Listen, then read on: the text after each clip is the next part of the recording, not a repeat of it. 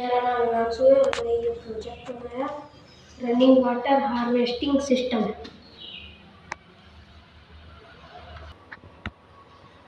इसका मतलब है पानी को इकट्ठा करना। बात जाते हैं, उसमें नीचे कोयला पड़ा है, ऊपर बजरी, और वहाँ से साफ होके अपने टैंक में आ जाता है, बेल में, कुएं में। फिर उसके बाद उसे पी भी सकते हैं, सिंचाई भी कर सकते हैं। ये जो प्रोजेक्ट है इसका नाम है रेन वाटर हार्वेस्टिंग सिस्टम। यानी जो वर्षा का जल होता है तो वह गांव या कस्बों में जो मकान बने हुए होते हैं या जो जहाँ पे वर्षा होती है तो वह इस जो पानी होता है बरसने के बाद वो बहुत सारा बेकार चला जाता है, उसका कोई यूज नहीं रहता है क्योंकि वो बहता हुआ फिर वो किसी काम का नहीं रहता है।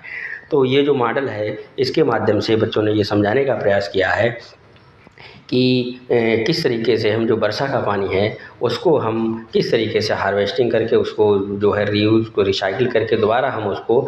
यूज करने के काम में, जैसे मनुष्य के पीने के काम में भी और उसको फसल के काम में भी उसमें प्रयोग करते हैं। तो होता ये है कि इस प्रोजेक्ट में जो मकान होते हैं, मकान के ऊपर जो छतें होती हैं तो वो उसमें जो वर्षा होती है तो पानी होता है वो जो बरसता है और वो व्यर्थ चला जाता है। अगर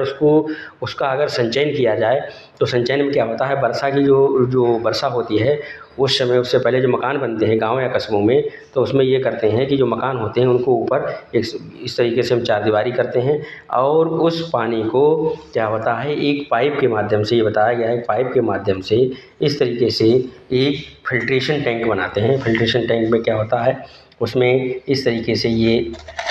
बजर फुट पड़ा हुआ होता है, महीन रेत होती है और उसमें पहली बात तो ये पानी शुद्ध होता है। कुछ अशुद्धियाँ अगर मिली हुई होंगी तो वो भी इस तरीके से इसमें आके फिल्ट्रेशन का मतलब होता है कि उसको फ़िल्टर करना, उसको शुद्ध करना। तो उसमें कुछ अशुद्धियाँ जो होंगी वो यहाँ पे इसमें शुद्ध हो जाती हैं और उस पानी को जो है हम फ़िल्टर होने के बाद एक पाइप की सहायता से एक कुआँ जो बनाते हैं, गड्ढे टाइप का जो पक्का कुआँ होता है उसमें हम भर लेते हैं और भरने के बाद इस पानी का जो उपयोग है वह